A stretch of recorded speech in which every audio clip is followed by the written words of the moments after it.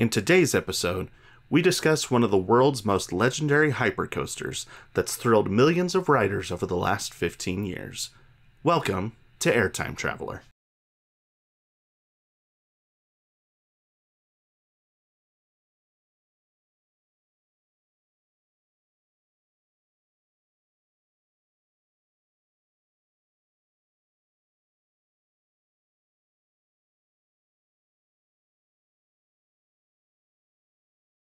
How's it going, everybody? Welcome to the Roller Coaster History Podcast. You are listening to Airtime Traveler. My name is Nathan Grace, and as always, I'm joined by my wife and lovely co-host. Hey, I'm Haley Grace. And thank you for tuning in to this week's episode. We love you, fans. We couldn't do this without you. We couldn't do it. Thank you for everything. That was weird. That's all right. Oh, how are you doing this evening? Good. Yeah, I feel like we're recording this a little earlier in the evenings than we usually do. I'm feeling pretty good. I'm not a little bit. I feel like we always say like, "Oh, I'm so tired." The kids. It's true. I feel pretty good right now. So I'm a little sleepy, but I think that's just. Well, I think parenthood in and of itself That's true. It's like permanent exhaustion. Permanent exhaustion. It's just like. You kind of have to push that to the background and just focus on everything else. Like, yep, pretty much. So that's just a state of being as a parent. It's very true. Oh, well, if this is your first time tuning into the podcast, welcome. Thanks for tuning in. Here at Airtime Traveler, we do roller coaster history, but rather than talk about the history of roller coasters in general, we take one roller coaster and we dive into the history of that individual coaster. And we make it cool. We try to, at least. So, I am a coaster enthusiast and have been for a long time. And my wife, Haley, is a member of the GP, or the general public. And so I'm here to do the research and tell the stories. And she's here to listen and to make me more interesting. So most of the time. Yeah, she tries. So. I feel like you took a jibe at yourself, and I meant more towards myself. Like you were saying, like, I try to make it interesting, and I took it as I try to make him interesting, but that's like yeah, literally. I was like, I don't feel like I'm doing a very good job sometimes at making, because I'm not that interesting. But no, clearly we're doing a good job, at least to some extent, because there are people that are listening. Like, I know. If you're hearing this right now, that means you're listening. So thank you. Thank you. You at least find us interesting enough to make it to this far in the episode. So it's true. They haven't turned us off yet. So, but yeah, I feel like it's interesting. I enjoy doing the research for these episodes. Like I said, I've been a coaster enthusiast for a long time now, and even, for coasters that I know a lot about, even when I'm doing these episodes, I still learn new things. And so yeah, it's true. Yeah, it's a lot of fun. I like learning about them too. So well, and the whole reason we started this show is because as a coaster enthusiast, I was looking for a show that would do like deep dives into the history of individual coasters.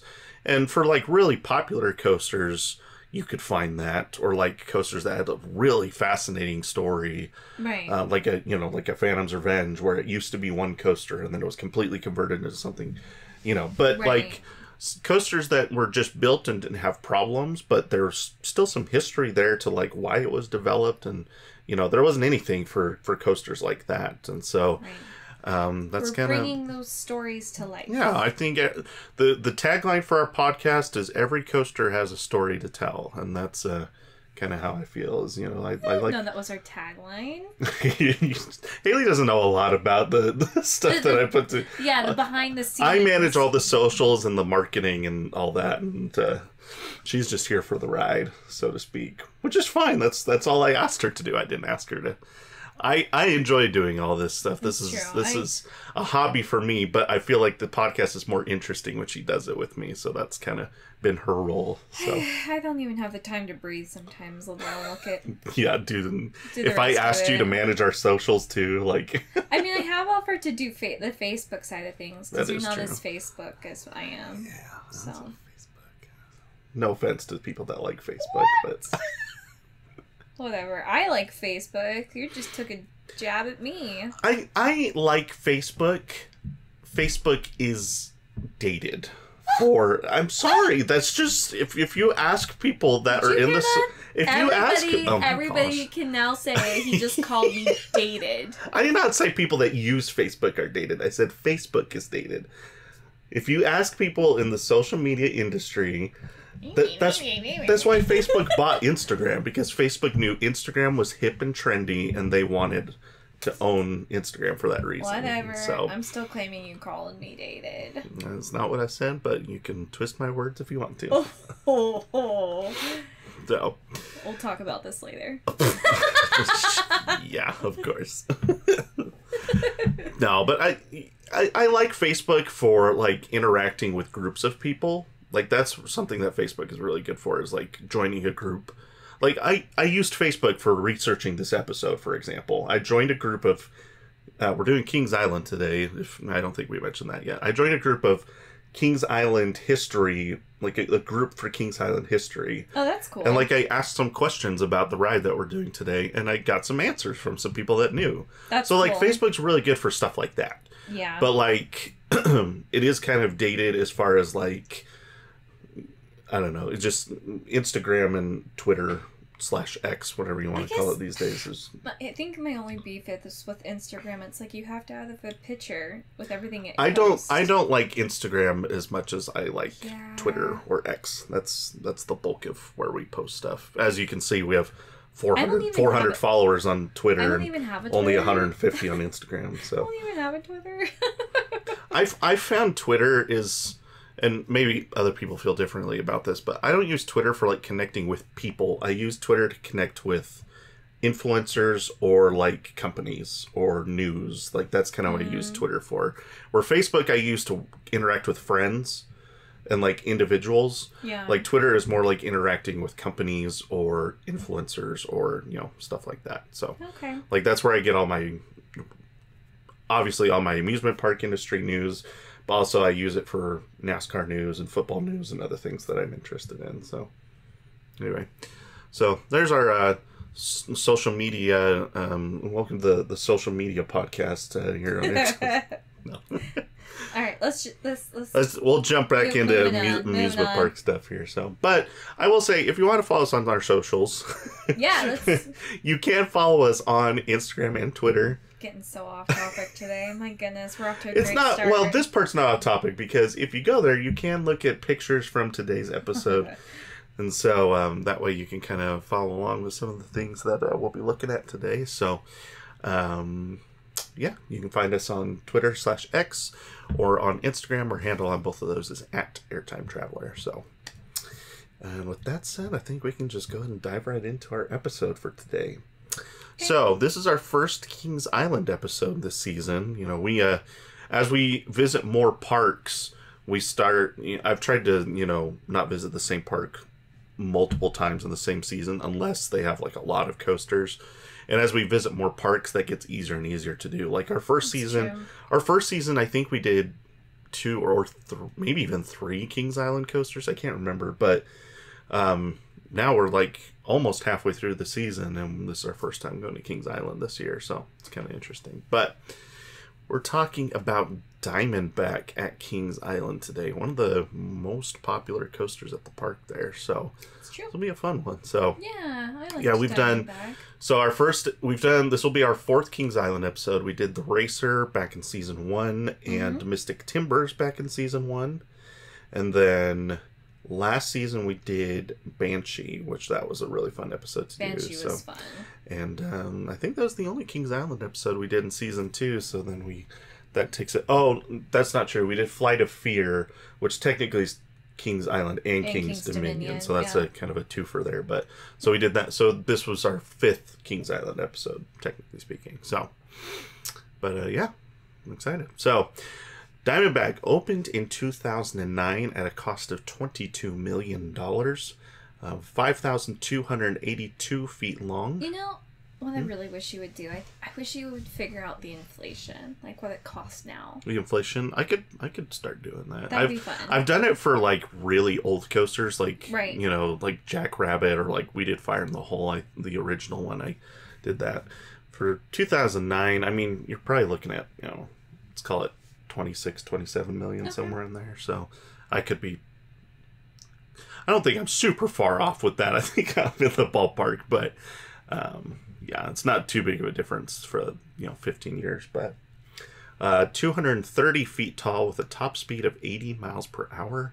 Average 2024 wait time has been 30 minutes. So that's not too bad. Not too shabby. So that's pretty much what I expect from Diamondback.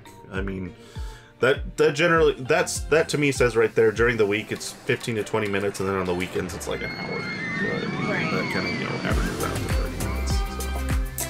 So. In the coaster bot rankings, it ranks at number 39 in the country. That's not bad. Pretty good, pretty good. Ranks below coasters such as Sky Rush at Hershey Park, Phantom's Revenge at Kennywood, and Mako at SeaWorld Orlando.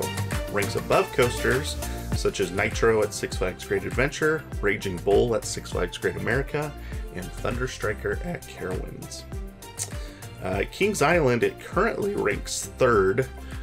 So Mystic Timbers is ranked as number 1, with Orion at number 2. And then Diamondback comes in at number 3. So funny that Mystic Timbers is still number 1. I feel like we got to get back on Mystic Timbers because there must be something that we're missing. Well, I was not a fan. When we went to Kings Island, it was pretty early on in, like, when we were just kind of starting to get into coasters, right? I guess. Like that was Kings Island was before I had even hit 100 credits, so it was pretty early on. Okay. And so I feel like I've been on a lot more coasters since then, obviously, and so I feel like I need to get back on Mystic Timbers and give it another shot, because Mystic Timbers' closest comparison coaster is Prowler at Worlds of Fun, which we've been on a few times, or you and I have been on it once. I've been on it probably 6 or 7 times in the past year or so, and I love that coaster. It is so much fun. And so the fact that Mystic Timbers is very similar, but it's just slightly bigger and has better theming, I'm like, man, maybe I was too harsh on Mystic Timbers when I was there the first time. I gotta give it another shot. So I don't think we had our motion sickness stuff either. So maybe I would feel better if we had the motion sickness. Maybe. I can't remember if we had started doing that or not. I don't know. Because, yeah, I don't remember. I don't know. That might change how I feel about it too. Because I do better if I have all the motion sickness stuff with me. Yeah. So it's interesting looking at these rankings, because it really makes me realize just how stacked Kings Island's lineup is. I mean, you're looking at, so this is the top 5: Mystic Timbers, Orion, Diamondback, The Beast, and Banshee. Like, those are easily 5 top 100 coasters in the country. Like, that's true. I don't think we appreciated it when we went. I know.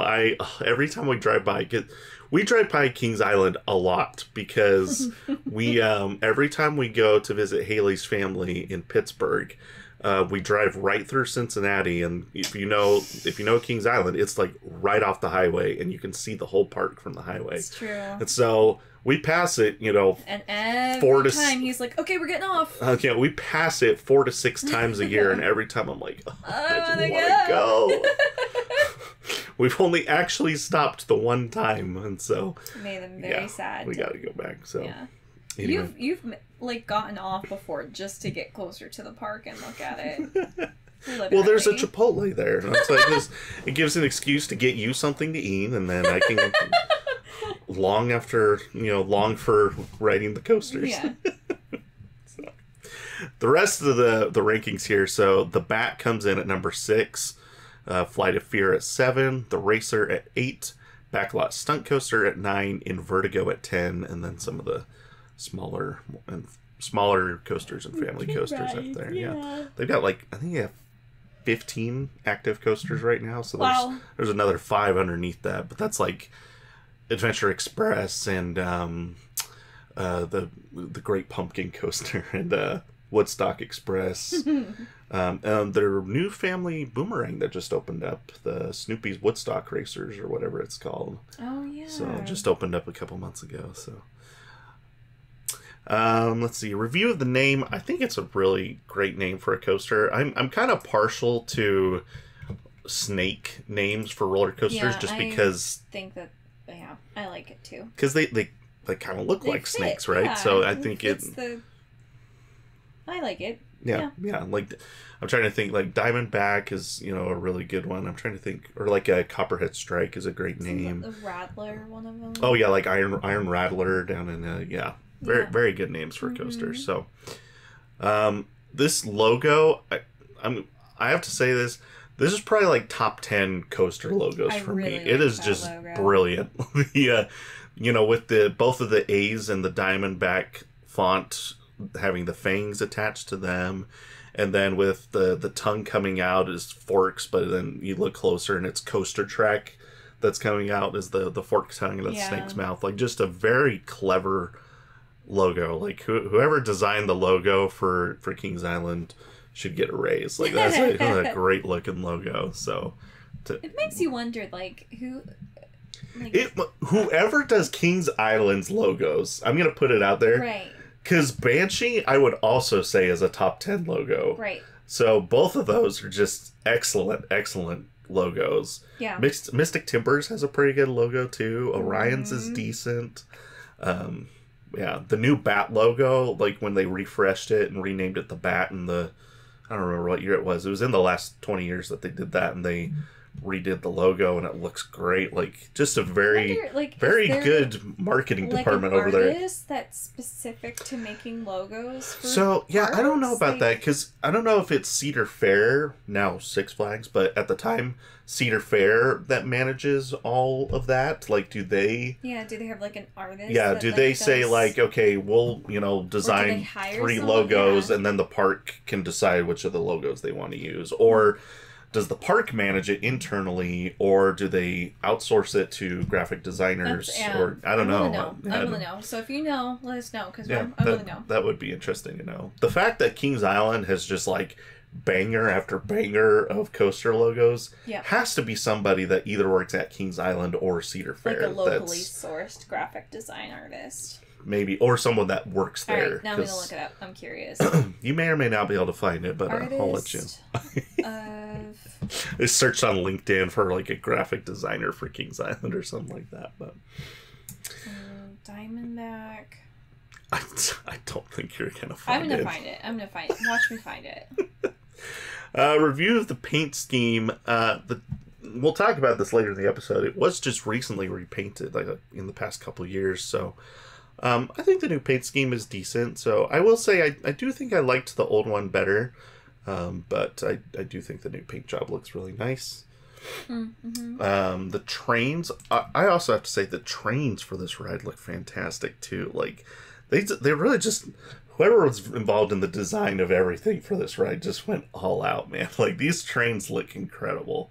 So, I mean, even with, like, the little fangs on the front of the train there, like, I didn't even notice that until just now as I was looking at this picture, and, like, just looks really slick. So, here's the park's description of the ride. Diamondback has ranked among the top steel roller coasters in the world in annual industry and enthusiast polls since its opening in 2009. The ride stands 230 feet at its highest point, with a first drop of 215 feet at a 74-degree angle. Riders snake their way around 5,282 feet of track, and 10 drops at speeds up to 80 miles per hour with a splashdown finale. The trains on Diamondback feature open-air stadium-style seating, which offers riders an unobstructed view no matter where they may be seated on the train. There you go. There you go. The tagline for the ride is "Challenge one of the top-ranked steel roller coasters, the world." I just realized there's a typo there, but if we're supposed to say roller coasters in the world, it just says roller coasters, the world. Oh, wow. So, I'm guessing the graphic designer must not be the same person that does the spell check or the proofreading. Maybe he is, but... Or he was so busy designing a banger of a logo that he didn't have time to do a proper proofreading. I like that. Let's go with that. You're welcome. Customer reviews. There's some good ones here. Start with the good ones. Here's 5 stars. This is the best roller coaster in Cedar Fair Entertainment Company and the best roller coaster in all of America in the best amusement park in America. Wow. Some high praise here. This ride is special because every second you feel like you're gliding in the air, and that splashdown at the end was amazing. The speed was perfect, the hill wasn't that tall, and it's probably the best hyper coaster of all time. Wow. All right. There we go. Starting off strong here. It's a good one. This one, I'm just going to read it. 5 stars. Its notoriety sits right up there next to the biblical snake that tricked them folk a long time ago. Oh dear. Wow. Okay. What the heck? That's interesting. I'm not quite sure what this guy's trying to get at here, but okay, we're just gonna leave it at that, you know? We're just gonna leave it at that. 5 stars. Whoa, I didn't know you could review rides on here. As someone who is paranoid of roller coasters, I ended up riding this one 10 times in one day. It wasn't enough. So, the last 5-star one here. Currently my favorite B&M coaster. Another game of spot the coaster enthusiast in the reviews here. It is an incredible coaster with floater airtime out the wazoo. Out the wazoo, you hear me? I should probably mention that there's a bit of a rattle. Well, that's fitting. Especially at the bottom of the first drop. That I will say that I did feel like when we rode it, I feel like I did notice a bit of a rattle, but that happens with age, I feel like, on a lot of coasters. So, but in my opinion, it just adds to the ride. Getting a back row ride on this thing is a must-do for anyone going to Kings Island. Would recommend greatly. All right, down to 3 stars. It would have been great if I kept my eyes open, LOL, but I was so scared. Well, at least you're honest. Here's 1 star. Someone lost their glasses. What? I don't really know how that impacts. Give him a 1 star. Well, I don't know how that impacts your review of the coaster. He didn't even say I lost my glasses. He said someone else lost their glasses. 1 star, bigger seats needed. I do know that this is a common complaint where, like, some of these hyper coasters have it's kind of like a form-fitting seat, and almost like a bucket seat. And so, like, if you have bigger hips, then it's kind of uncomfortable to, squish yourself down into it. And so, I do kind of see how that's uncomfortable for some people. 1 star, hurt me. Okay. Short and sweet. So not even a period. Yeah, I don't know. Here's 2 stars. My now ex-boyfriend made me do this. I would give a bad review too. Yeah. That's there's some PTSD attached to that apparently. 2 stars. Lost my glasses. Again with the glasses. Wow. However, they did say my fault, but still. So with a laughing face. At least they took some accountability there for their actions, I suppose. I found an answer. Oh wait, we'll finish customer reviews and then we'll go to your answer. Okay, go ahead. Here's another 1 star. Operator was rude. No? Alright. Yeah. We always run into those. It's like it has nothing to do with the coaster itself. It's just Well, it's like if the coaster's 5 stars, but the operator was rude, maybe give it like a 4 star. Yeah. Right? You're just like, the coaster is great, but the operator was rude. Yeah. Okay, fine. Okay. But when like you discount everything about the ride because the operator was rude, that makes me laugh. 1 star, scared the poo out of me. Ooh! That's lots of poo. How many O's is that? 5 O's. Alright then. What the heck? You count the O's. And then, last one here, 2 stars. Great coaster, fun ride, but taught me hold on to my glasses and my phone. I don't know, everyone's losing their glasses on this ride. Take off your glasses, The poor thing was unrecognizable. Snake pun, sad face. What? I have no idea what's happening here. The poor thing was unrecognizable. Is he saying his phone, and then when they brought it back to him, it was unrecognizable because it was all smashed to pieces or something? Who knows? And then snake pun. I don't know if he wanted to put a funny snake pun in there, but he couldn't think of one, so he just put snake pun.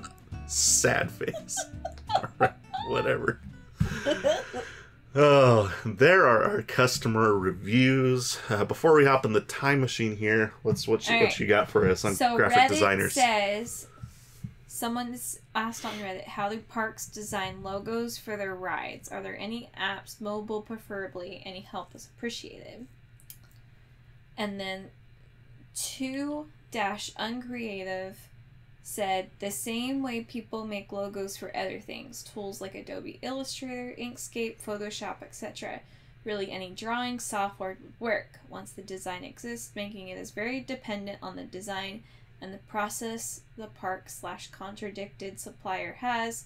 Some places will print on an industrial printer, make a vinyl, da da da da da. Then there's a building structures to support it. Okay, so Okay, but then it says most parks have sign shops on property and actually make it all in-house. Sometimes they may reach out to a third party, but not often. Okay, so that makes sense. They build the ride sign there. Still didn't answer on who actually designs the logo, though. I don't know. So I want to figure it out. I'm still. We might need to figure out later, otherwise you're going to be distracted the whole episodes and not hear a word I say. Okay. You know how I get. I need to know. I need to know right now. All right. Well, let's hop into the time machine here. You're all buckled. Let's do it. Keep your hands, arms, feet, and legs. Skip it. What? Inside the time? No. We got to be safe. You got to listen to the ride operator. I'm safe. Go. Let's go back to 2006.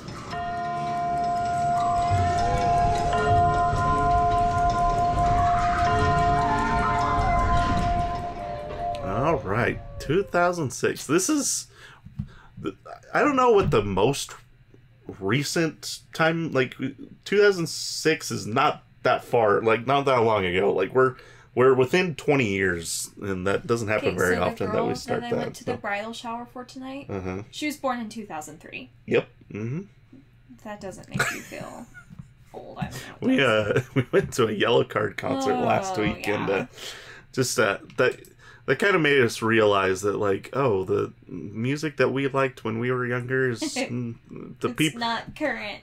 No, it's not current music anymore. We were talking to people that were 10, 15 years younger than us, and Yellow Card.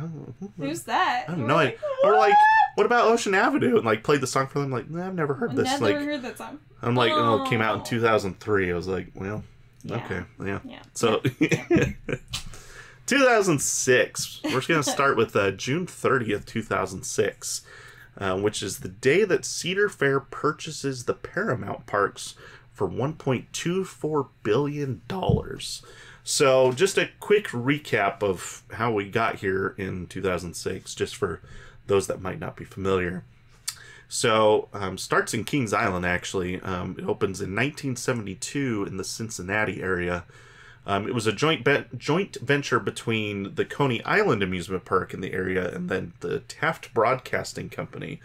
So Coney Island was pretty popular, but had been suffering from major flooding as they were kind of close to the Ohio River. Mm-hmm. And so the park was just having tons of damage because of all the flooding they were getting. And then Taft Broadcasting was looking for a way to get into the amusement industry to promote their recently acquired Hanna-Barbera characters. So the two kind of struck a deal to build a bigger amusement park further away from the river so that flooding wouldn't be an issue. And that ends up being Kings Island. Opens in 1972. The park was a huge success, and because Taft Broadcasting had access to doing TV specials, the park was featured on major television shows, which got even more popularity. And the Racer, one of the roller coasters there, kind of helped revitalize a declining roller coaster industry in the early 70s there. So Kings Island, a huge part of amusement park history in general, let alone coaster history. So the success of Kings Island leads Taft Broadcasting to heavily invest in their theme park division. So Kings Island opens in 72. In 1975, they purchased Carowinds and opened Kings Dominion. Carowinds in Charlotte and then Kings Dominion in Virginia. In 1981, they opened Canada's Wonderland in the Greater Toronto area. And then in 1985, they began operating California's Great America in the San Francisco area. So that brings them to 5 parks. They also had like some smaller parks, and I think they had 1 park in Australia. But really, people just kind of talk about the big 5 there, right? Kings Island, Kings Dominion, Carowinds, Canada's Wonderland, California's Great America. Okay? Yep. So in 1992, the parks were sold to Paramount, and these 5 parks became known as the Paramount Parks. And so with Paramount as the owner, rides began to be themed to Paramount properties like Top Gun, Outer Limits, Wayne's World, Nickelodeon was in there, bunch of stuff. So that lasts up until 2006, where our story starts today. Now, Cedar Fair purchases all 5 of these parks, and it was, at the time, it was one of the biggest acquisitions ever. Like, you'd hear of parks, or like chains buying like 1, maybe 2 parks at a time. Like in 1997, when Cedar Fair bought Knott's Berry Farm, that was a big thing because Knott's is such a widely known park with a huge attendance. But to buy 5 parks at once, that was pretty unheard of. The only other time that was a big deal was when Six Flags, when the merger happened. That's huge. You know, we'll be talking about that for years to come. But before that, the when Premier Parks kind of bought all of the Six Flags parks up into the, like, starting in the 90s and up into the early 2000s. So lots of stuff happening in the early 2000s with amusement parks and purchases and all things going around. So this also put Cedar Point and Kings Island under the same company, where previously they had been competitors because they were only 3.5 hours apart. Right. So it's kind of an interesting dynamic that changes there.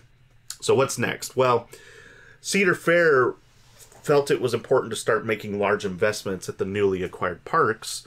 Now, where Six Flags would buy a park and then like build like 8 new rides, Cedar Fair was like, we're not going to do that. Like, let's pump the brakes a little bit here. Right. And so this also coincides strangely, as we talked about way back in episode 5. This acquisition also happens around the same time that Cedar Fair closes Geauga Lake up in Aurora, Ohio, which that's a crazy story. So if you want to listen to that story, go listen to episode 5. But so when they closed Geauga Lake, they started relocating rides. And so a lot of these rides ended up going to some of these newly acquired parks. So Dominator moves over to Kings Dominion. Headspin gets moved to Carowinds and renamed Flying Cobras. Then X-Flight was relocated to Kings Island and renamed Firehawk. And then there were some other coasters that got sent to Dorney Park and Michigan's Adventure as well. So, but they still wanted to add like brand new attractions, right? Because these were just relocations. So since Canada's Wonderland didn't receive one of the Geauga Lake coasters, they were the first to get a brand new coaster. And in 2008, they would open Behemoth, which I think I've got. Sorry, we're doing the pictures a little bit differently today. So if you hear me clicking more than usual, that's why that is. So this Behemoth at Canada's Wonderland opens in May of 2008. That one looks fun. Yeah, this looks like a lot of fun. We gotta go to Canada's Wonderland someday. It's not that far. It really isn't. Just need passports. It really isn't. They have 18 coasters there, and they're announcing a new one on Wednesday. Oh wow. The 8th. What day is it? So Thursday. They're announcing a new one on Thursday. Huh. So it's going to be their 19th coaster. That is wild. That is wild. Huge park. So Behemoth was a big deal. Now, this marked the end of an era for Cedar Fair, which we've talked about this a few times in some other episodes, but just kind of brief recap. When prior to this, Cedar Fair had built lots of hyper coasters in some of their earlier parks. So Cedar Point built Magnum XL200 in 1989, which was the first hyper coaster built by Aerodynamics, which we actually did a Magnum XL200 episode just a couple months ago. So go check that out if you want to listen to that. But then they also built, after Aerodynamics was kind of having some financial struggles in the 90s, they turned to Morgan to build their hyper coasters, which I guess I should clarify, if you're not an enthusiast, hypercoaster just means a coaster that's between 200 and 300 feet tall. That's what that means. So generally speaking, they don't have inversions. It's more focused on airtime. There are a couple that have inversions, but not not a lot. Have we been on one that's had inversions? I don't think so. There's a few in Europe, and like when Phantom's Revenge opened originally, it would have been a hypercoaster with inversions, but I mean, well, and I guess technically Steel Vengeance is a hyper hybrid with inversions because it's like, I think it's like 205 feet tall. So I guess technically that falls into that category. But generally speaking, hypercoasters tend not to have inversions. They're just kind of focused on airtime. So for these hypercoasters, they turned to Morgan, which is actually the company that built Phantom's Revenge. So as we're talking about that, but so Valley Fair got Wild Thing in 1995. I don't have these dates here, so or actually 96. Anyway, late 90s. All these are late 90s. Valley Fair gets Wild Thing, and then Dorney Park constructs Steel Force, and then Worlds of Fun opens Mamba, and I'm 90% sure Mamba was 1998. I'm pretty sure on that one. So, watch you be wrong. I'm pretty certain about that. We did an episode on Mamba, so I feel pretty confident on that one. All right. We're going to call him out on it. Is he correct? Should we check? Should we check right now? Yes, Let's check right now. Do it. There we go. Mamba, April 1998. I was right. Okay, I'm impressed. I'm impressed. So, anyway, so Cedar Fair had moved on from aerodynamics, and then they were working with Morgan in the late 90s. Well, then the owner of Morgan retires in 2001. So they had found a lot of success building these hypercoasters, but now the two companies that they've used previously aren't open anymore. Aerodynamics went bankrupt, Morgan closed. So that's when they turned to B&M to build these hypercoasters that they're going to build over the next few years. So the first one was Behemoth that we just talked about, opens in 2008. And it was a big success for Canada's Wonderland, still one of the park's most popular attractions to this day, and a lot of people love it. So, in the meantime, work was already beginning for a new attraction at Kings Island. On October 11th, 2007, the park had begun clearing land on the far side of Swan Lake, near the International Showplace Theater.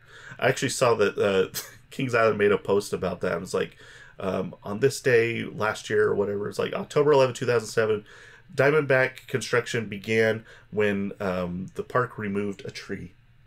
So like that was the first thing they did, was they removed a tree. That was the first step in the process. There you go. Guess that makes sense. I mean, if you got to clear land, that's the first thing that has to happen, right? It's just funny that they were like, we cleared a tree. We cleared a tree. We cleared a tree. I don't know if that's the only thing they did that day. That'd be a little strange. But that was, okay. All right, time to call quits, guys. We'll get back to work tomorrow. It's dinner time. We'll do 2 tomorrow, guys. All right. Progress. I from what I hear, the lake used to have swan-themed boats people could ride in. I guess that would make sense. I mean, it was called Swan Lake, so I guess, I don't know. I couldn't find any pictures of that, though, so I don't know if that's true or not, but anyway. So, but it was kind of like, so that section of the park before all the coasters that are there now were opened, the Beast was there, but it was kind of back out in the woods, right? So that section of the park was kind of just like a little quiet area. It was and still is called Rivertown, that section of the park. And so, so it was kind of a nice little quiet spot that you could sit down. It's not quiet anymore. So when the park opened in 2008, guests noticed that the lake had been drained and not filled with concrete, but like lined with concrete, if that makes sense. Yeah. So like the hole was still there, but it was concrete on the bottom instead. So a little different than what they were used to. Now, rumors had been swirling about Kings Island getting a B&M Hyper after Canada's Wonderland had just opened one. Now, with them doing work on the lake, that made coaster enthusiasts wonder if the new coaster would be a dive coaster with a splashdown, because that's something that B&M has done at both of the Busch Gardens parks. Right. So that, and both of those had opened previous to this, right? I know SheiKra had opened previous. I don't know, what year did Griffin open? That might be... Which one's in the one... Okay, so Griffin had just opened 2 years prior to this too, and both of them have splashdowns like this one here. So who did the splashdown coaster in SeaWorld that we went to? The one that I didn't go on, that you went on? So or was that considered a water coaster? It's considered a water coaster. So the difference with these B&Ms is The splashdown is really more a visual effect rather than actually getting riders wet. Right. So we'll talk about that in a minute. But the now I remember the difference now. Yeah, but our listeners, I almost said viewers, but they're not viewing anything. You don't know. Maybe they're just staring at our staring at our logo. Watching the numbers go by. Just staring at our logo and the name of the episode scrolling back and forth on their phone screen. This is so entertaining. If that's your dedication to the podcast, I applaud you. Kudos to you. We're going to send them a nano coaster if that's Oh, well, now everyone's going to say, yeah, that's what I do. Yep. So people began to wonder if this was a dive coaster that was coming to Kings Island, just like SheiKra and Griffin with the the splashdowns that they had. Because up until this point, that's the only coaster that B&M had put a splashdown on, was those two dive coasters they did for Busch Gardens. So work on the area continued up until 4th of July weekend. The park started posting teaser signs around the area. There was one that said steep incline ahead. Okay, can I just pause and say I love when they do that? Like, put teaser signs. More parks should do that, right? I think. Yeah. Fire in the Hole did it, and I loved it. Yeah. Like, when they were, like, I was like, oh, look, Ethan, there's another one. What does that mean? Yeah, it's like putting teasers on your social media is one thing. I think when it's physically in the park, yes, that gets people that are just casual people that go to the park, and then they see, like, this construction. Like, they probably... Because some people are going to the park and they don't even follow you on social media, right? They're just there to have a good time. And then they see this sign, they see this big construction sign, and they're like, oh, we'll have to come back next year and check out whatever that is. It's true. So I think there's some value in, doing in-park marketing as well. Absolutely. Absolutely. So then on August 6th, 2008, Kings Island officially announced Diamondback, a $22 million, 230-foot, 80-mile-per-hour B&M hypercoaster. That's a mouthful. So, it is a mouthful. So, a good picture of this. Anyway. Oh, that's a good picture. Good picture there. I like it. Now, while enthusiasts had been correct about a splashdown section, so kudos to those enthusiasts that called that out, the B&M Hyper rumor also turned out to be true, with this being the first non-dive coaster that B&M built to feature a splashdown. So we'll talk more about the splashdown in a few minutes and kind of why it's there and kind of the purpose of it, but kind of a cool feature. So the new coaster... really came at a pretty opportune time for Kings Island as well. Because at this time in history, if you've listened to some of our other episodes, you kind of understand what's going on at this point in the park's history. Wars? Well, it's right after the Coaster Wars, but also, if you listen to our Banshee episode, Son of Beast had just had its massive incident in 2006. So just like a couple years before this, where there was like the crack in the track and it sent 27 people to the hospital. Just horrible stuff. That. Yeah, so that was episode 25 if you want to go listen to that one. But so, and Son of Beast was like supposed to be their headline attraction at this point. I mean, the Beast has always been a staple of Kings Island and will always be one of the headliners, but as far as modern coasters go, like Son of Beast was supposed to be that coaster for Kings Island. The biggest coaster to open before that was Flight of Fear, which was all the way back in 1996. So that's, 10 years removed from where we're at this point. So the park really needed a new big coaster to kind of take the spotlight off of Son of Beast, which was just in shambles at this point. So it was open in 2008 when the announcement was made, but they had removed the loop and they put the lighter trains on there to hopefully negate some of the issues that it was having. Just a mess. So that's kind of what's going on at this time in Kings Island's history. So they needed some good news, and so Diamondback was very well needed at this time. So construction would continue throughout the rest of 2008, and the park actually had a regularly updated blog documenting the construction. Okay, that's cool. Like they were updating it sometimes multiple times a day. Like if there was cool. Like if there's like a big moment that they'd be like in the morning.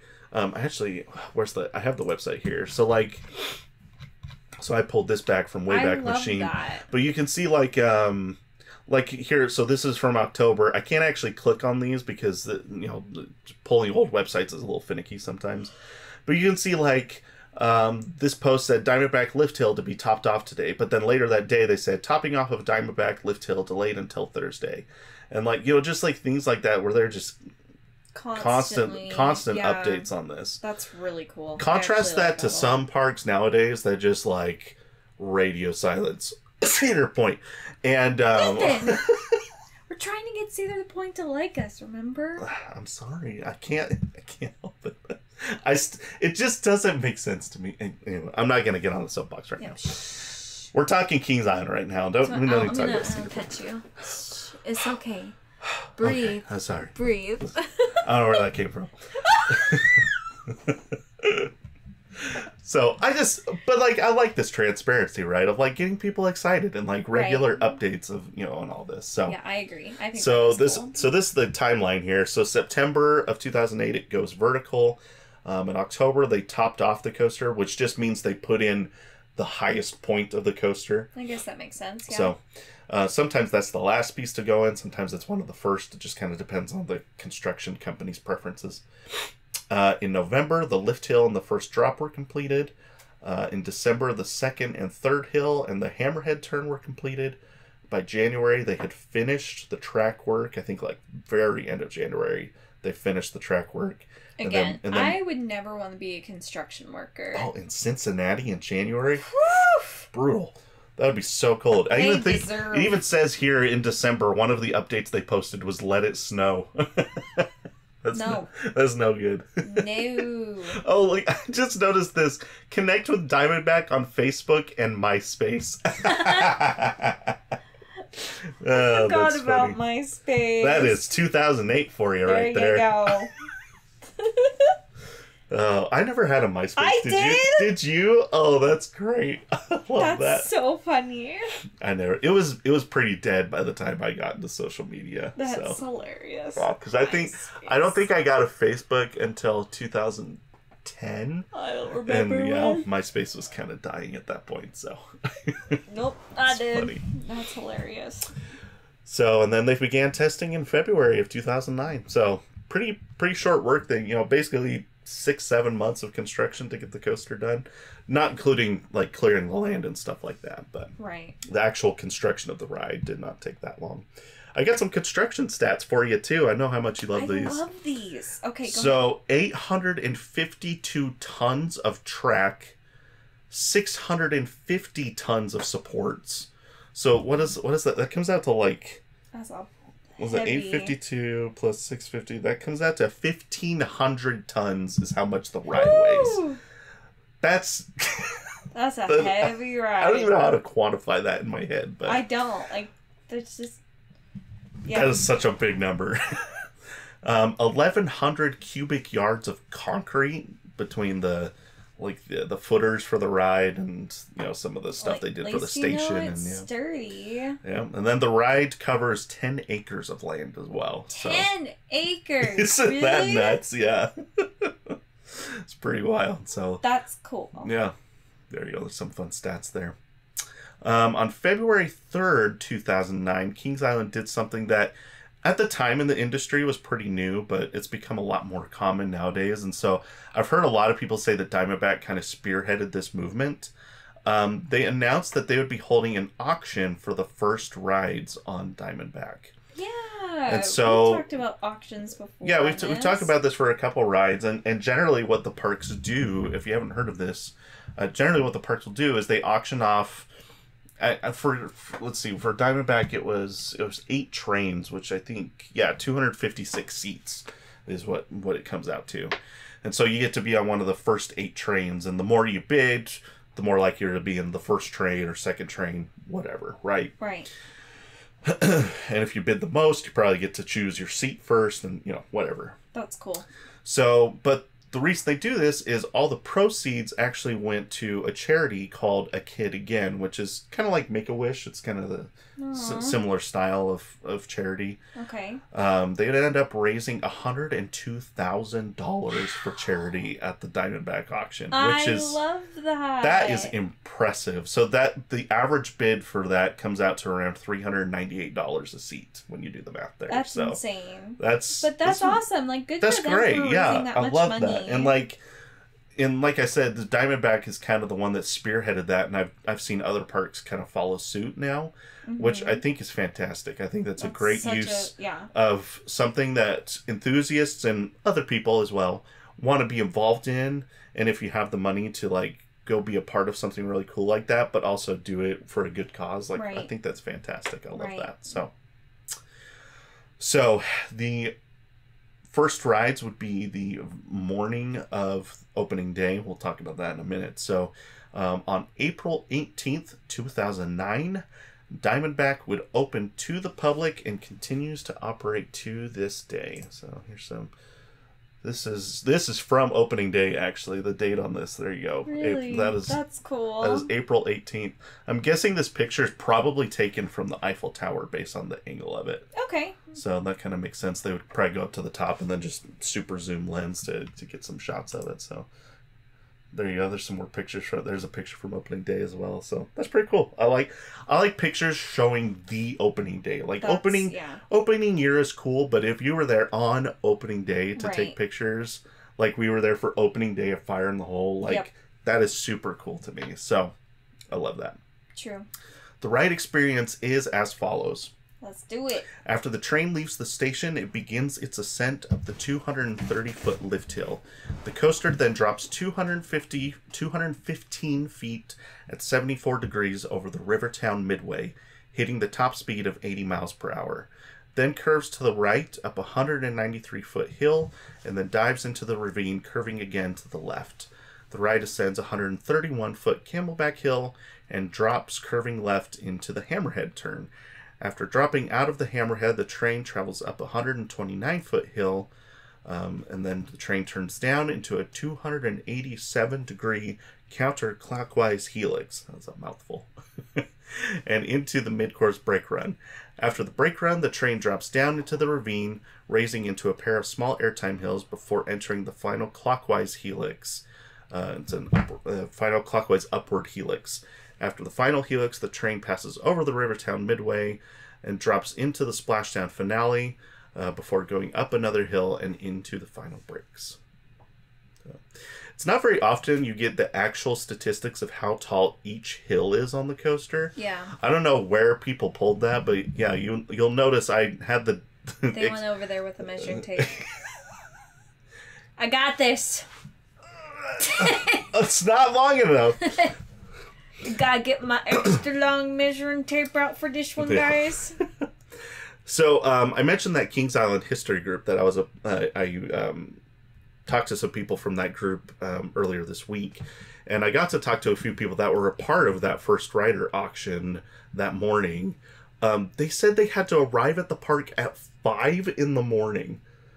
Arrive at the park at 5 in the morning. They're waking up at like 4 in the morning to go get these rides. That's insane. Woof! That's dedication. Like it's dark when you get to the park. Like sun hasn't even thought about coming up yet. That's some serious dedication right there. Yeah. So, and then somebody told me, so they got to do. It sounds like they basically got their first rides in, and then they got to ride it again until the park opened. So that's kind of cool. They got, multiple rides out of it. And then they said after the park opened, the line went all the way through Rivertown, past the entrance to the Beast, and all the way down almost to the Eiffel Tower in the middle of the park. Whoa. so that's probably like a 3-hour wait or something like that. Yeah. That's pretty nuts. I mean, Fire in the Hole was similar. It's true. We got lucky where we were in line. We probably only waited hour and a half maybe. It was like 45 minutes. Yeah, but I bet there were people that probably waited 2.5 hours. Yeah. At the opening day I would there. Say that's accurate. Yeah. The paint scheme for the ride when it opened was kind of unique. So we looked at the current paint scheme earlier, which is like well, we'll talk about the repaint later, but when it opened, it was different than what it is now. So it had this kind of reddish, pinkish, maroonish. I don't know what it's like a dark That's pink. red. It's pretty red. That's red. It's pretty red. It's got I don't know. It's got a hue, like a slight pinkish purple hue to it. That's to me. red. I don't know. It's not like bright red though. Like it's not cherry red. So it's not like Intimidator 305. It's not that color red. You know what I mean? No, it's dark red. So yeah, fine, dark red. We'll agree on that. That was a lot of words for us to agree on dark red. Dark red. But the support structure underneath the lift hill and the first drop was yellow, but then the rest of the ride, it actually was a tan color. So you can kind of see it. You can really see it in this picture. So this was taken later. Oh, actually, no, this is on opening day too. So you can see this bright yellow support structure, and then this kind of the support structure out in the woods here is tan. Why? So that was one of the main reasons I went to that Kings Island history group, is because I was like, why? I couldn't find anything on like. I want to know why. Yeah. Tell me. You're dying. Tell me. Couldn't find anything online, so I asked for people to like. I wanted people in that group to let me know if they knew, and tons of people knew the answer. So this is obvious. It has to be true. Otherwise, someone spread a really good rumor. From what I understand, it was kind of two things. One, they wanted the ride to blend in more back out in the woods. Okay. So that's why the tan support structure. And when I looked at it, it actually kind of makes sense because the ride does come kind of close to where the beast is out in the woods there. Okay. And so by having the tan support structure, it kind of helps it blend in. And okay. I don't know, you don't see it as well while you're on the beast. Right. But the other thing that people said is the bright yellow support structure was supposed to help the first drop look even taller than it actually is. Which at this point in the park's history, this is the tallest ride in the park. So it's just even that much more intimidating for people as they're walking up. And the way that Diamondback is situated, like as you're walking up to the entrance, like the lift hill is just very ominously set behind the entrance to the ride, and then you just see the ride go off into the woods and like disappear.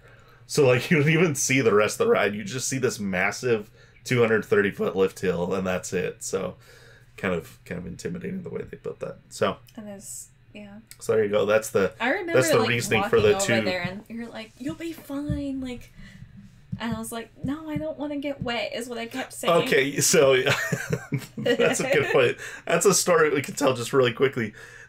So we spent 3 days at Kings Island because we had the Platinum Pass and we got there a little early the first day. So we're like, let's just go spend a couple hours in the park. Doesn't cost us anything extra, so why not? Right. So we get there, and it was pretty wet that day, but it was kind of like off and on. So it wasn't super busy, which was nice. I went and got a ride on a Vertigo at the front of the park, and then we kind of started working our way towards Camp Snoopy. I think it was Planet Snoopy at the time. Anyway, so that Parker, our toddler, could ride some of the kiddie rides. Mm-hmm. And so Haley went and did that while I went on Diamondback. So this is my first ride on Diamondback ever. And I get on there, and it's raining, not heavy rain, but like it's not a drizzle. It's like somewhere between a heavy rain and a drizzle. It's like it's noticeable. But I'm like, it's fine. And that was my first mistake. Because I learned pretty quickly that rain is totally fine. Rain does not mix with roller coasters. Well, it depends which roller coaster, but definitely 80-mile-per-hour rain to the face. It feels like nails. Like it hurts so much. And so, like, you can see, like, when I got off the ride and went through the gift shop and looked at, like, my on-ride photo, like, I'm, like, squinting my eyes because I was, like, just trying to keep the rain from, like, hitting me in the eye. Like on Skyrush with the bugs. What? Gross! I still have no idea how you two in the middle I don't know. hit all the bugs, and then me and your brother on the wing seats didn't hit any bugs. I don't know, but it was nasty. It was so bad. Yeah, so yuck. That was my first ride on Diamondback, but So, needless to say, Haley did not ride it that day because of the rain. So she did get on it probably the next day, I think. So. I can't remember if it was the next day or the day after that. Yeah. So, let's see what else we got here. The hammerhead turn. Oh wait, I already mentioned that. The hammerhead turn is the part of the ride that's pretty close to where the beast is. So that's where you're talking about the support color scheme. Now, I've heard some people say that Diamondback broke the record for most airtime on a coaster when it opened in 2009. Part of that is because, so prior to this, the Voyage opened at Holiday World in 2006 and broke the record with 24.3 seconds of airtime. Now, marketing material for Diamondback claimed over 30 seconds of airtime, but I feel like that's just kind of more like marketing fluff, like I feel like that happens a lot. Yeah, you kind of over exaggerate things in marketing materials sometimes, and so, but if it was true that it was over 30 seconds of airtime, it would still hold the record today because the record holder right now is Steel Vengeance with 27.2 seconds of airtime. So. Anyway, but I just saw a couple things mentioned about that. You want to watch a commercial for Diamondback? Yes. Yeah, let's do Always. it. They're so cheesy. I haven't actually seen this yet. I have not watched the commercial. I just found it, and then we'll just play it here. It's not actually a commercial. I mean, it says Diamondback commercial Kings Island right here. So, all right. And this is usually what tips me off. It's 30 seconds. That usually tells me it's a TV commercial. All so, all right, you ready? You. Yep. Okay.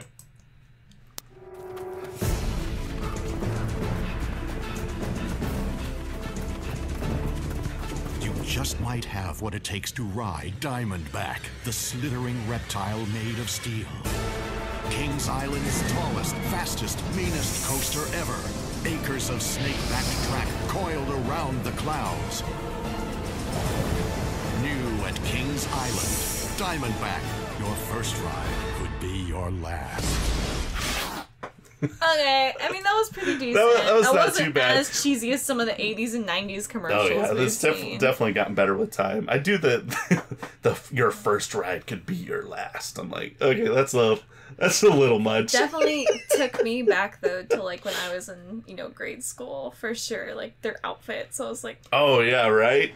Yeah, I totally wore that in high school. So when this opened, we would have been 14 when this opened. So that's exactly. Like when, like the people in this, like the teenagers in the Cincinnati area that were our age, like that is who this was targeted to in 2009 when it opened. So, I mean, I was one of those teenagers that they targeted to. I was pretty darn close to Kings Island. That's true. You're only like 4 hours away. So, true. Who knows? Maybe you saw that commercial on your TV at one point and you just don't remember. You never know. Yeah, my memory does not withhold that commercial. A little bit more information about the splashdown. As we mentioned earlier, this is the first splashdown on a B&M Hyper. The other splashdowns at this point had all been on their dive coasters. Now, the way the splash works, let's see if we can get a good picture of it here, just for Haley to see. But you can kind of see it right here. Now, the way the splash works is there's two large, they call them scoops on the back of the train on either side. And they go lower, they go lower than the actual wheels on the coaster. Because what happens is when the train goes down into the splashdown section, obviously the train is staying on the track, but then these scoops go further down, so they actually go under the water. And then they're angled in a way that they're angled so that it probably helps. So yeah, so the water hits it and then it's angled upward so that it shoots up and out the back of the train. And it's a smart design. It's pretty cool. It looks really it's very visually appealing and very eye-catching. And so I saw that Diamondbacks can go up to 50 feet in the air behind the train. So it's a pretty big splash. That is a big splash. So now I'm still shocked that people don't get more wet on this ride. Yeah, I think it's kind of two things. One, it's because the train has just got enough speed that it's carrying that by the time the water comes back down, the train has already moved on to the brake run. Okay, I could see that. Now, at Kings Island, the path is far enough away that really people don't really get wet from the splashdown. It's just kind of, you might get like a mist or whatever. Right. But at the Busch Gardens parks, they actually put the path right next to the splashdown. And so, like, you'll see, like, little kids that are over there, like, waiting for the coaster to come by, and then it'll just, like, drench them. So, that's kind of fun to see. The splashdown serves two main purposes. Obviously, as an eye-catching visual effect, and, you know, for guests as guests walk past the attraction.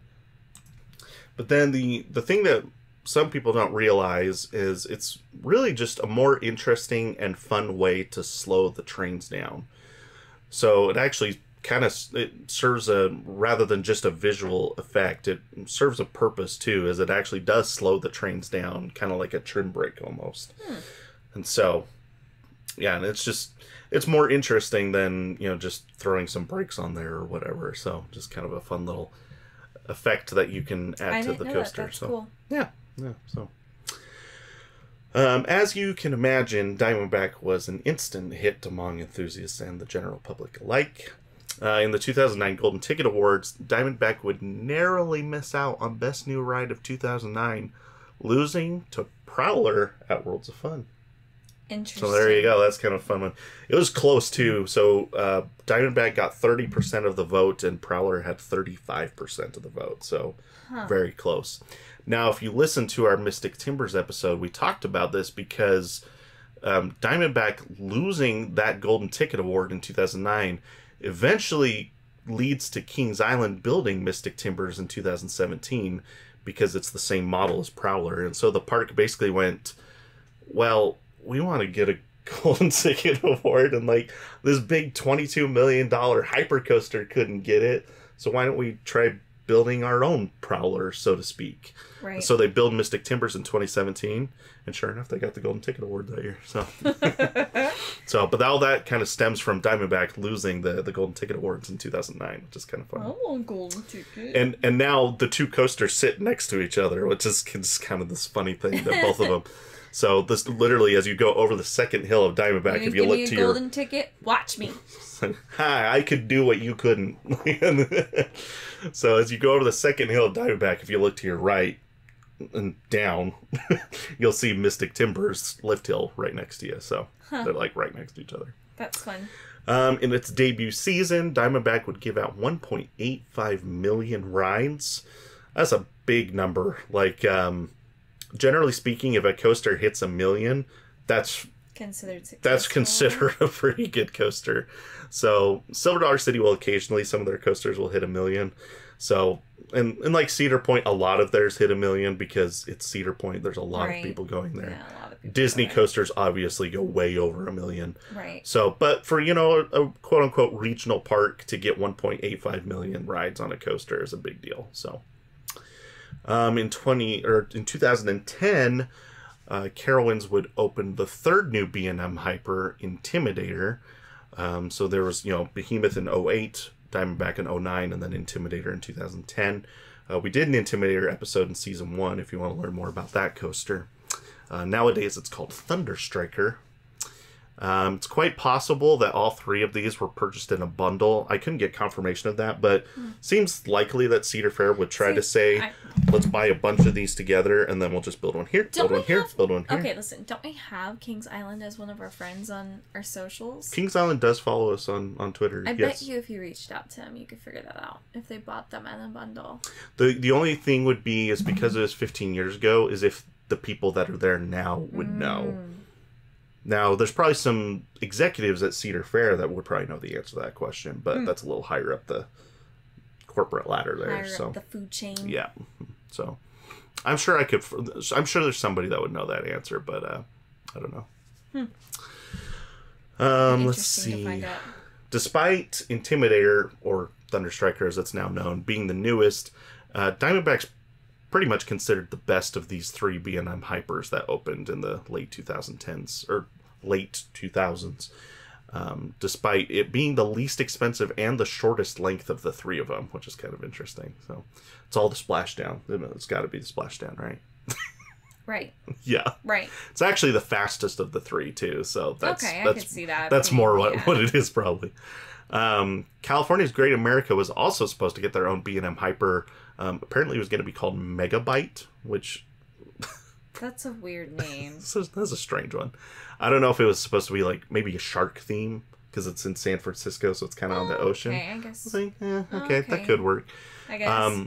But those plans were ultimately canceled due to zoning regulations and concerns about earthquakes, that's fair. That's fair, yeah.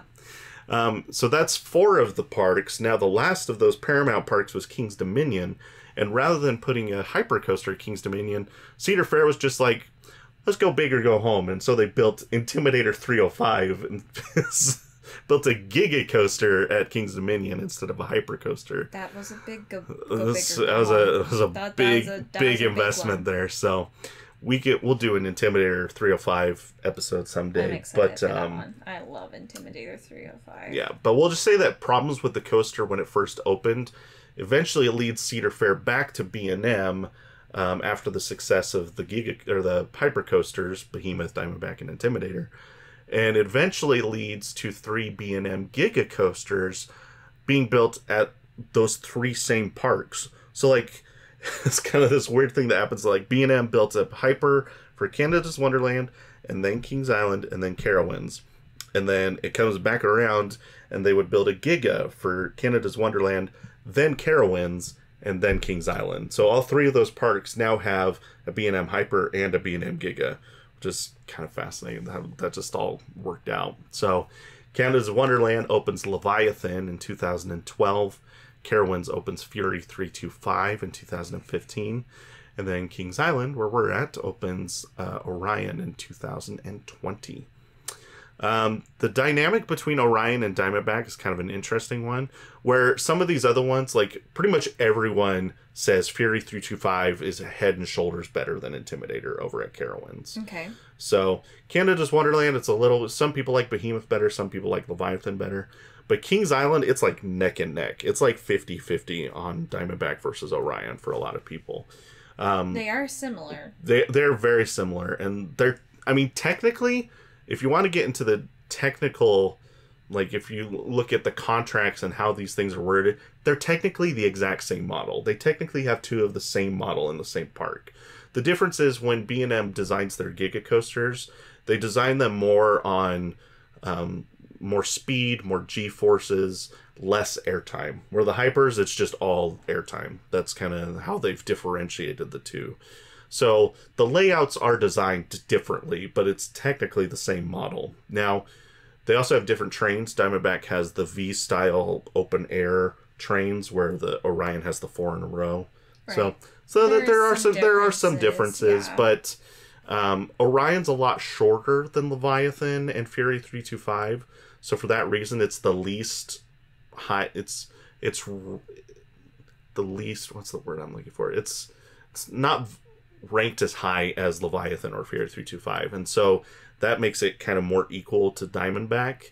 And so, for example, in the CoasterBot rankings, Diamondback was higher than Orion in 2021, but Orion's been higher than Diamondback the past 2 years. But this year, Orion was 36 and Diamondback was 39. So, I mean, they're like right there. Yeah. And Orion fell further in the rankings this year than Diamondback did, so very easily next year we could see Diamondback jump back ahead. I don't know, it's kind of an interesting thing. Personally, I like Orion more. The first drop on Orion is like insane. Top 3 first drops ever. Like, it's just... Yeah, it was fun. It's like, what is the angle on Orion? I think it's 81 degrees. Like, it's pretty close to vertical. And then doing that for 300 feet, like, it just... It's such a great ride. So even though I like Fury 325 is my favorite coaster, that one's definitely better than Orion. But Orion is super good too, and I think some enthusiasts are kind of butthurt that Orion wasn't as good as Fury 325, and so they rate it lower than it really should be rated, because they're just like, well, it's no Fury, but it's still great. Like, anyway, it's kind of a funny thing. Okay, I'm not going to say anything because I'm going to get in trouble if I say anything. With Diamondback no longer being the tallest coaster at the park, That's why park officials elected to repaint it recently. So now it's kind of that more subdued mushroom brown color on the entire support structure. Got it. So they're not focused as much on making the lift hill look taller than it really is, because now you have Orion in the background, which just dwarfs it. So it's not really a sense in trying to make it look taller.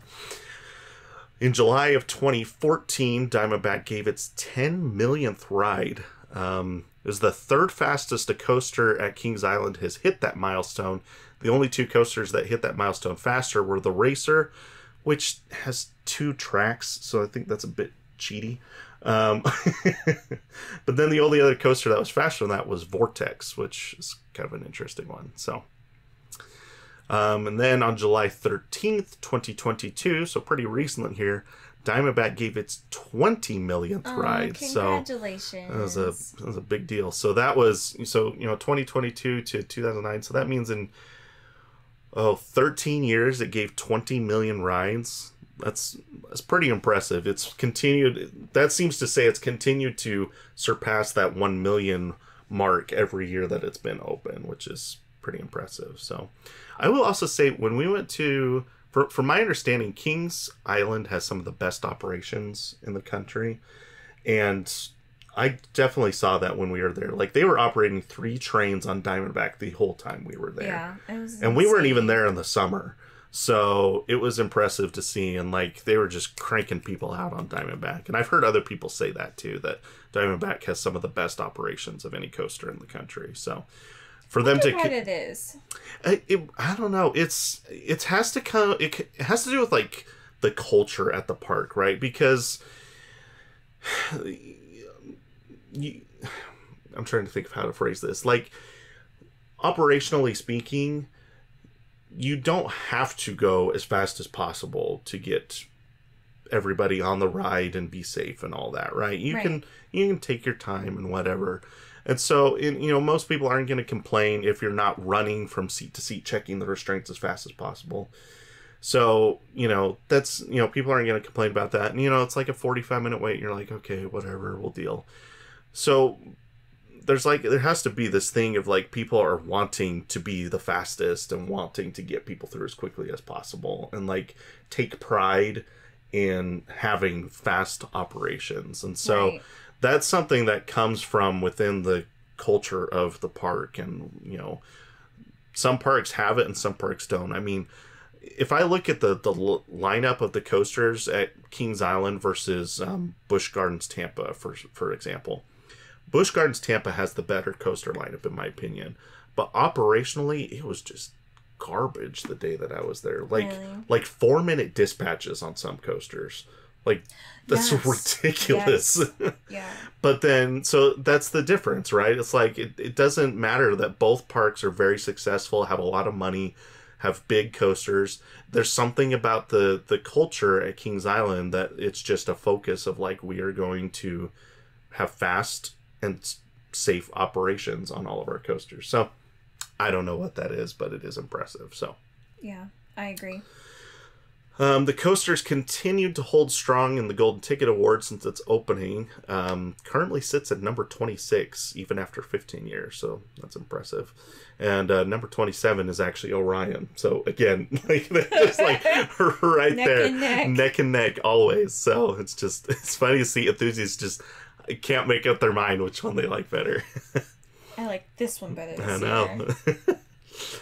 And then, last but not least, in April of this year, Diamondback celebrated its 15th birthday, and so that's kind of what inspired me to do this Diamondback episode, is for kind of a celebration of 15 years of operation for Diamondback. Yay! So Diamondback continues to be a crowd pleaser at the park. Like, I've listened to podcasts that have nothing to do with roller coasters. Like, it's just a totally separate thing.